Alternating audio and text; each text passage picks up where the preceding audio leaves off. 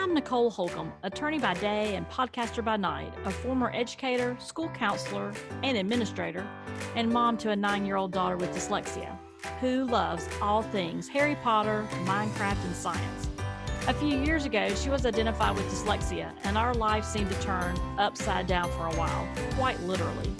I created the Dyslexia Mom Life podcast to help you navigate the upside down journey of dyslexia. You got this. If you're wanting to thrive as a mom in this dyslexia journey, then you're in the right place. Let's get started. You are listening to the Dyslexia Mom Life Podcast, episode 29. I'm your host, Nicole Holcomb, and today on the show, I'm going to be talking all about homework. So I want to ask you a question. When you hear the word homework, what is your first thought? I mean, honestly, what is the first thing that comes to mind? Is it frustration? Is it excitement to see what your child is learning? Is it, the worst part of your day? What is your thoughts when you think about homework? I want to share with you, if you remember back several episodes ago, I interviewed Dr. Daniel Franklin. He is the author of Helping Your Child with Language-Based Learning Disabilities. And one of the reasons I loved his book is because he really talked about supporting your child and putting your child first and building that relationship. And I love some of the things that he says in his book. He talks about the fact that our children, the way they're capable, their capacities, their capabilities, they're developing on this timeline, and they're unique. So every child in the classroom is going to develop differently. And, as we run into problems with schoolwork, we don't want that problems with schoolwork and homework to undermine the relationships we're building with our children. And I'm going to tell you something that Daniel says in his book that I thought was very insightful to us anyway. It was, it is important to remember that our children are consistently inconsistent. So as we talk about today some homework tips, think about how it relates to you and realize that every one of our children are unique, even inside of a household, and that they're consistently inconsistent, these dyslexic children. And just because they're able to do something one day doesn't mean they'll be able to do it the next day. Okay? And so Dr. Franklin talks about by understanding this at the outset, then you can be more at ease when helping your child, and you can be less frustrated when you need to provide support for something you believe that they should know on their own. So, if it were easy for your child to do something on his own, guess what? He would be doing it. That's why they need us. So it's essential to realize, Dr. Franklin says as well, that supporting children with language-based learning difficulties often means helping with schoolwork daily, okay? And when he says daily, he says even elementary, middle school, high school, and sometimes even in college, you're going to have to support your child. So again, we're in this for the long haul, right? These daily things that we're working on, this is the marathon, people. We're in this for the long run. And this is why it is so important to prioritize your relationship over schoolwork. Okay, you're going to be working a lot together over the next several years, right? Depending on how old your child is. And the stronger and healthier your relationship is with your child, the more likely it is that you will be a successful team. So I absolutely love Dr. Franklin's view on ways we can support our children, especially our children with dyslexia. And so I want you to be thinking about that. First, thinking about what their day must be like before they get home. Okay. Sometimes it takes everything they have to get through their school day. And then they get home, and that's the little bit of time that you get to spend with them, right? So do we want homework to really be pain work, right?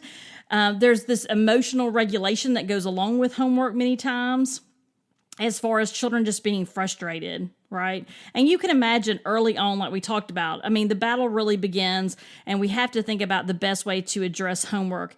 But please, let me tell you up front, I'm not saying homework is not important. It is absolutely important and essential for our children, especially our children with dyslexia. They have to do something, the research shows, and I don't have it in front of me, but they have to do something you might have to do a few times and you get it. It might take them hundreds or thousands of times to be exposed to something before they get it. It's going to take that repetition over and over again.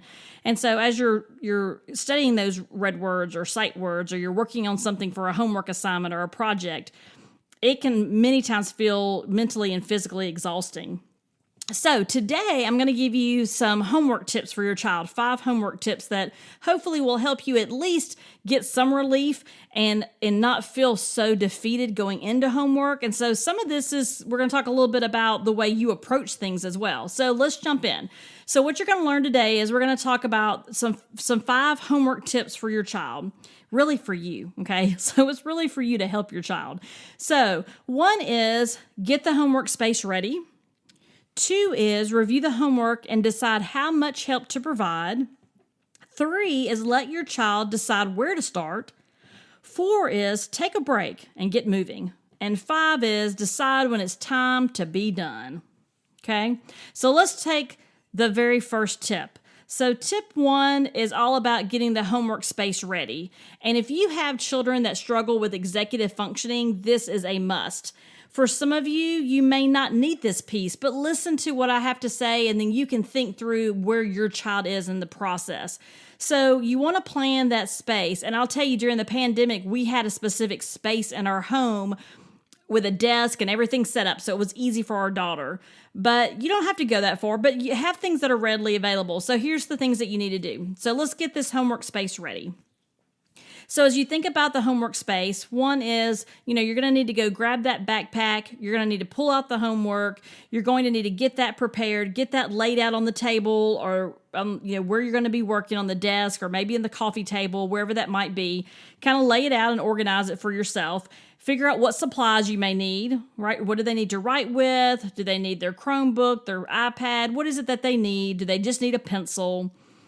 And so you're going to get all of that set up ahead of time, okay? And for us, we do have that desk where we have supplies, and we have another place in our house that we have supplies. But many times I find myself on the couch with my daughter, and it's kind of sweet because we're, shoulder to shoulder trying to figure this stuff out. And so is there some frustration? Yes, I'll share that with you later. It's not all roses over here. But why help? You might be thinking, why do I need to set up a homework space? Can they not just get out their backpack? They need to learn to be independent.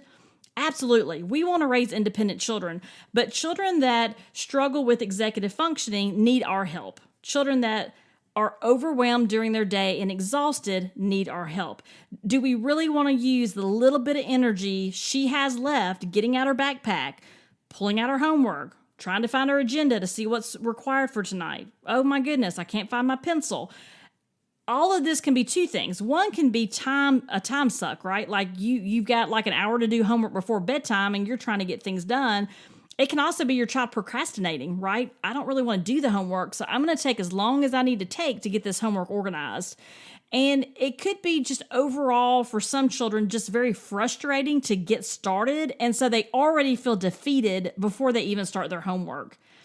And I don't know about you, but I don't want her to feel defeated going into it. So you have to figure out, when is the best time. Are you at the stage where you still need to provide a lot of support here? And like Dr. Franklin said, today you may need to and tomorrow you may not. And then by Friday, she may be exhausted again and you may need to step in. So you know your child best, right? But you also have to be prepared to help, right? We're in this for the long haul, right? We as parents, we as moms, we're in this to make sure our children are successful and independent. So if you're not sure, spend the next week having your child organize their homework. If they seem frustrated, are they procrastinating, or she just is exhausted by the time she gets everything over, or she gets frustrated because she can't find it on her agenda page, then you may want to seriously consider how much support you need to give just to set up the homework. Another reason why this is good is going into tip number 2, review the homework and decide how much help to provide. So if you get everything laid out, that gives you a chance to review over the homework for the night, to look at the agenda if you have one, to see is there any projects or tests coming up. And so you can figure out what you need to spread out over the week. So it gives you time to kind of prepare your mindset on how much homework do we have tonight, and do we need to plan accordingly for the week or the month, right? And then, when you think about that, that gives you the opportunity to kind of get your mindset figured out before you introduce your child to the homework, right? So I like the way that flows for us because I can get the homework out, I can get our space ready, I can get our supplies ready. seriously, it takes me less than 5 minutes. And then I can look at the actual homework to see, okay, what is that we have to do tonight? What's in the agenda? And I can kind of plan accordingly. Once you get into that routine, it flows quite nicely. And in those early stages of remediation, for many of us, you're going to want to read those instructions ahead of time and then either ask your child if they know what they're supposed to do on that particular assignment, or what I prefer to do many nights is I just read the instructions with her. And then I ask her to explain, what was it that we're supposed to be doing? And then she's able to explain it to me, and I know she understands. We don't want our children to fail just because they couldn't read the instructions, right? So this tip number 2 is review the homework and decide how much help to provide. So you want to be available to help, you want to be patient, and you want to be present. And all those things are not easy to do, right? You got things going on that you need to get done, but we need to make homework a priority, okay? So I make it a practice to leave my cell phone in the other room during homework time. I want to be 100% present and aware of where she gets stuck and when she needs help, okay? Or just to see the progress she's making. But I also give her space to work independently as much as she can, right? So that's the pieces that we work on. Tip number 3. Let your child decide where to start. So you've got the homework location, you've got the information pulled out, ready to go. You've reviewed what you've got to do for the night. And now you tell your child, hey, these are the couple of things we have to do tonight. Where do you want to start? And it gives them a little bit of control over their assignments. Everything's going to get done, right? Maybe, we'll see. But for the most part, you can let them have some input, and you can talk about, is there studying for tests this week? What is it that we need to do this week to get accomplished? And then it provides your child the opportunity to make some decision making, or just to have a little bit of control to say, I'd rather do the math first than do the reading. And just that little bit of decision making on their part really helps that flow a little bit easier. Now, for some of you, you're skeptical at this point. You're going, yeah, this sounds way too easy. It's not that great at our house. So we're on to tip number 4, which is take a break and get moving. There are going to be times when you're tired, your child is tired, and you just want to get this done. You don't want to argue about it. Can you just sit down and do your work? But your child is tired, right? Think back to the story I told you earlier. The day is exhausting. She did all she could do to get her name spelled correctly on the paper, and she couldn't read her science assignment. She's frustrated. She's struggling. She feels like she's behind, and now she's got to do this homework, and she's exhausted. She's mentally and emotionally exhausted. She's not going to tell you all that, right? But we know that's the land they live in right now. So your child may start to push back. She may start to be funny, to tell you jokes. She may say, oh, I need to go to the bathroom for the 8th time. Whatever it might be, you know your child's signals. It may be that your child is, defiant, or talks back to you, or says whatever it is that they say. You know the clues to look for. And if you don't, spend some time reflecting, because you need to know what those clues look like. So at that point, you're not getting anywhere anyway, okay? That's the tough love there. You're not getting anywhere. So take a break and get moving. I found the best thing to do is take a short break, right? Let your child know, hey, we're going to take a brain break. And the reason you do that is because once, she comes back and she's had that break, her mind and her brain will be more focused and ready to get back to work. You can do things like, let your child jump rope, ride a scooter. And yep, our daughter rides her scooter inside the house. And I'm okay with that. She does a couple of laps and then she jumps back on the couch and she's ready to do her work. If you need to bounce a ball, shoot a few hoops, if you need your child to go outside and jump on a trampoline for 10 minutes, you figure out what works for you. But that break is essential. Your child's brain needs that break. But I will caution you to be sure to set a timer for that break, or your child will absolutely push your limits and figure out how long of a break mom is going to allow. So if it's 5 minutes or 10 minutes, whatever it works for you. There will also be times when you complete a task and you need a short break, and then you complete another assignment and you need another short break. Again, they're consistently inconsistent. There will be some nights you will fly through the homework. There will be other nights when, maybe they had an argument with their best friend at school and you don't know that. And so they're just in kind of a weird mood, right? They just don't really want to do homework, right? And so, or maybe they're, wanting to build something in Minecraft. And so their mind is somewhere else. And so sometimes there have been nights where we have to take can I have a break between this? And so we just take a couple short breaks.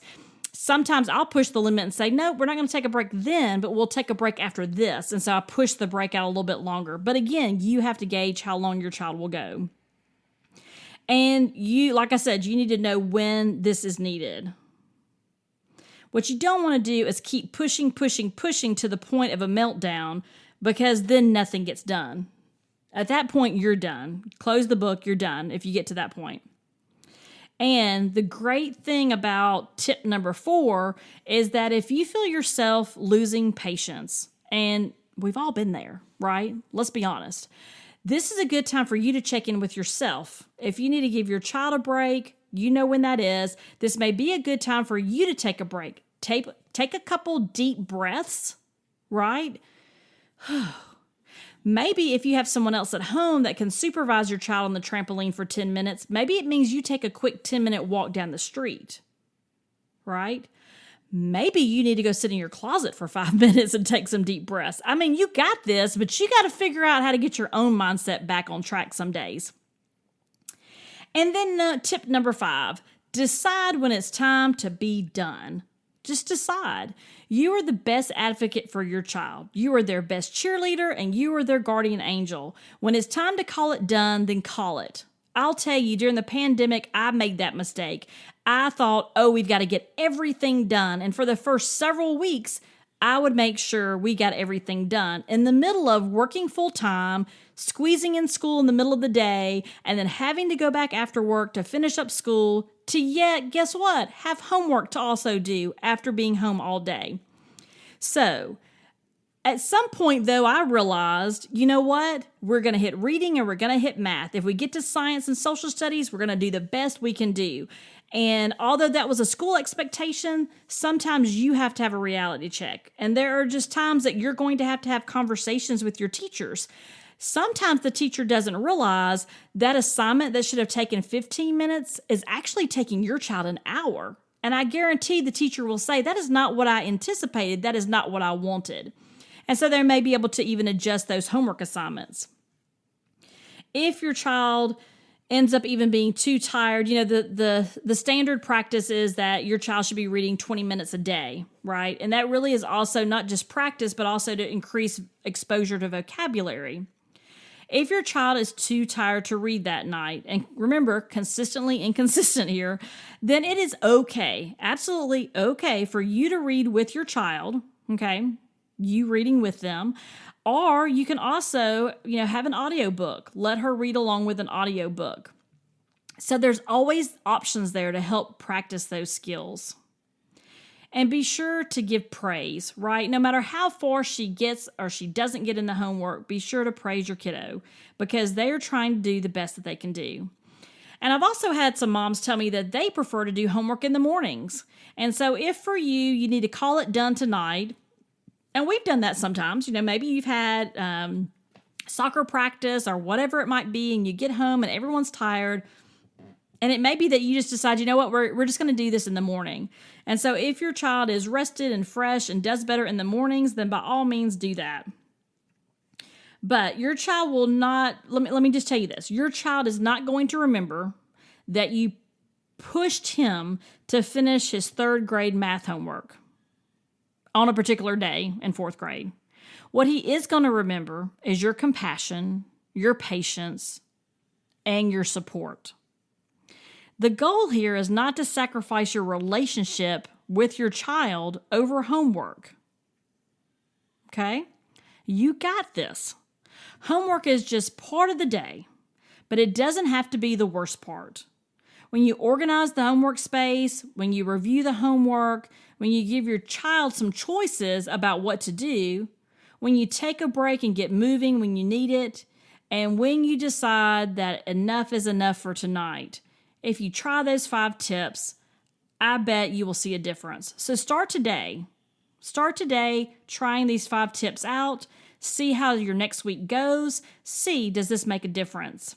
I guarantee if it doesn't make a big difference in the homework, it's definitely going to make a big difference in your relationship with your child. They're going to know that you're there to support them and that you're there to give them the space that they need to be successful. Thanks for listening today. I hope you have a great week, and remember, you got this. If you're looking for some dyslexia resources, I recently created a resource library for my VIPs. Yep, just for you. So to get access to that, you would just go to dyslexiamomlife.com and look for the tab that says Resource Library. You would sign up for access to the library, and as a bonus, I will also add you to my Monday email club. Thank you so much for listening today, and I would love if you would leave a review where you listen to your podcast and rate the podcast. And if you enjoyed this episode, hey, you should share it with a friend. I'm sure there is someone that needs this information today. And also, I wanted to let you know, I'm also in the process of creating a course all about dyslexia, and I cannot wait to share that with you in 2021. So go out there and enjoy your week.